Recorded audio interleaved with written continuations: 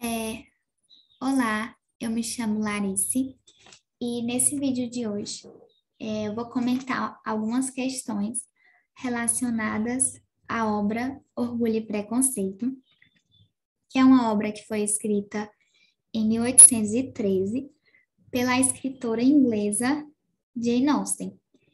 E para nortear a minha fala de hoje, eu tomei como base a seguinte pergunta: como Austen critica os ideais de sua época no romance Orgulho e Preconceito. Ou seja, Orgulho e Preconceito, a gente pode imaginar que quem conhece o enredo pensa que se trata somente de uma história de amor e que no final da narrativa os protagonistas eles se casam e são felizes para sempre. Mas não é somente de uma história de amor que se trata Orgulho e Preconceito. É muito mais do que isso, porque em Orgulho e Preconceito, a gente pode perceber uma das principais características da Jane Austen, que é a questão da crítica social. Quando a autora ela constrói esse romance, fica nítido que ela vem retratar a sociedade do século XVIII. E detalhe, é a sociedade inglesa. A Jane Austen é uma autora inglesa. Então, ela conhece muito bem essa sociedade. E aí, quando ela cria esse romance, quando ela escreve Orgulho e Preconceito, ela faz um retrato dos costumes, dos valores, e no meio de todo esse retrato, ela vem e critica. Uma coisa bem importante que a gente tem que lembrar é o fato de que a escritora, ela constrói personagens caricatos, ou seja, ela vem construir, por exemplo, uma Charlotte Lucas, e aí o objetivo da autora é tecer alguma crítica às pessoas que se assemelham a Charlotte Lucas, que é a melhor amiga da protagonista, a Elizabeth Bennet. Em relação à escritora, a Jane Austen, ela é considerada como uma das maiores romancistas do século XVIII e essa escritora, como eu já comentei, ela desenvolve seus romances utilizando duas características fundamentais. A primeira é a crítica social. Quando ela escreve, ela tem o objetivo criticar um determinado aspecto, um determinado elemento. E o segundo é o fato de que é uma autora que trabalha muito com o recurso da ironia. E a gente consegue perceber a ironia quando abre o romance e vê a primeira frase. É uma autora que vem demonstrar que não é bem uma verdade reconhecida que um homem solteiro ele está à procura de uma esposa. Na verdade, por meio dessa afirmação, ela quer dizer outra coisa. Então, ela tem uma ironia muito sutil. Então, quando o leitor, a leitora, vai pegar uma obra de Jane Austen, é importante que esse leitor ou essa leitora tenha consciência que essa autora é muito irônica. E aí, a partir do momento que você não compreende a ironia, você não compreende o significado mais profundo das afirmações da Jane Austen. Em Orgulho e Preconceito, a escritora ela tem um alvo específico, que no caso ela vem criticar a sociedade inglesa do século XVIII, ela vem criticar os seus costumes, as suas maneiras, algumas coisas que de fato, se a gente parar para pensar hoje, são situações bastante questionáveis. Uma das principais discussões da obra é em relação ao casamento, porque na sociedade do século XVIII, o casamento era algo bastante comum. As pessoas se casavam, mas tem um detalhe: não era o casamento por amor. Vou me casar porque estou apaixonada. Naquela época, o casamento, na maioria das vezes, era por interesse, principalmente relacionado às mulheres, porque na sociedade inglesa do século XVIII, a mulher ela vivia em uma condição muito desfavorável, porque ela não tinha direito à herança do pai, ela não tinha direito a tomar conta do negócio da família, ela não tinha direito a desenvolver conhecimento. O único dever e, ao mesmo tempo, direito que a mulher tinha era se tornar uma boa esposa, se tornar uma boa mãe, se tornar uma boa dona de casa. Então, a Jane Austen, ela quando constrói esse romance, e aí constrói a protagonista, que é a Elizabeth Bennet, ela vem mostrar uma mulher que é totalmente deslocada do seu tempo, porque a Elizabeth, ela é uma pessoa que pensa diferente. Ela acredita que ela deve se casar não por interesse, não por conveniência. Ela acredita que ela tem que se casar por amor. Ela diz que só vai se casar se ela estiver apaixonada. Esse romance, ele se enquadra no gênero romance de boas maneiras e romance realista. E vou explicar por quê. Romance de boas maneiras, porque retrata costumes, valores da sociedade inglesa do século XVIII. E aí eu já até comentei sobre isso. Um costume muito comum era o casamento. E aqui a gente consegue perceber o papel da mulher. A mulher, ela não poderia gerir os negócios da família. Ela era sempre preparada para o casamento. Se a mulher pensasse de uma forma diferente, ela era vista de uma maneira terrível. E o romance Orgulho e Preconceito, ele é um romance realista, porque quando a Jane Austen constrói a sua história, ela escreve sobre pessoas comuns. Ela vem retratar a vida de pessoas comuns que vivem no campo, que vivem na cidade, que frequentam festas, que frequentam bares. Orgulho e Preconceito traz a ideia de que o casamento é importante para as mulheres principalmente e que as mulheres elas devem se casar porque se, por exemplo, elas não se casam, elas vão viver na pobreza, na miséria.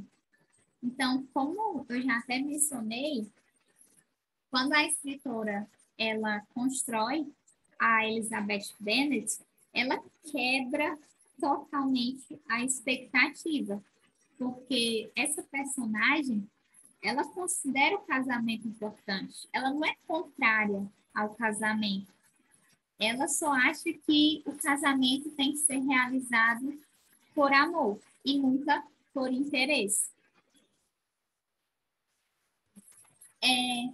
Eu listei aqui algumas das críticas que existem dentro dessa obra.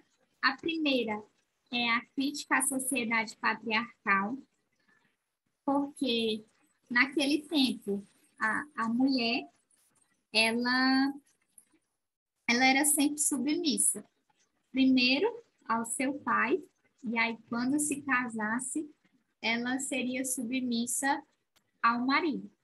Um ponto bem importante que existe na obra é a reflexão de que quando o Sr. Bennet, o pai da Elizabeth, quando ele morresse, as filhas e a esposa dele não teria direito à herança, não teria direito à propriedade da família.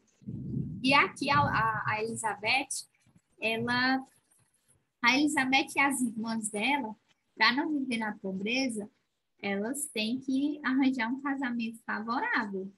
E aí a gente percebe que a mãe delas representa muito bem a sociedade do século XVIII, porque a todo momento ela vem tentar conseguir um casamento para as filhas.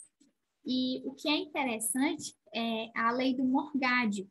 A autora ela vem criticar essa lei do morgádio, porque naquela época a lei do morgádio era uma forma de organização familiar.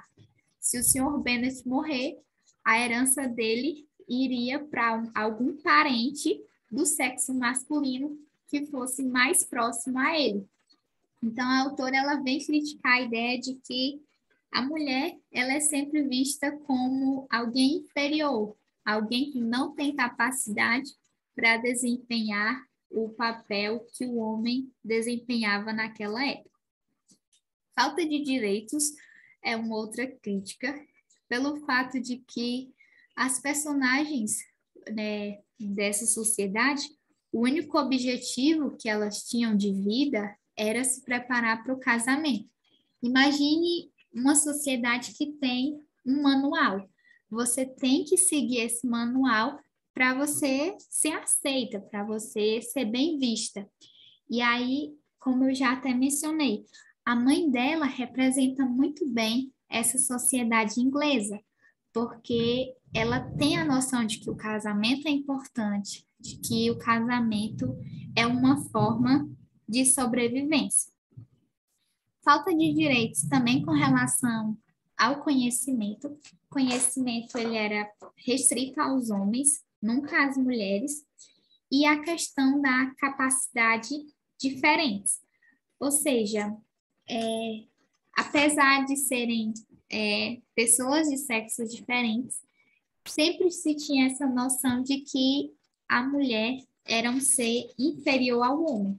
Ela não tinha capacidade para desempenhar nenhuma tarefa a não ser servir o marido ou então servir ao seu pai antes do casamento.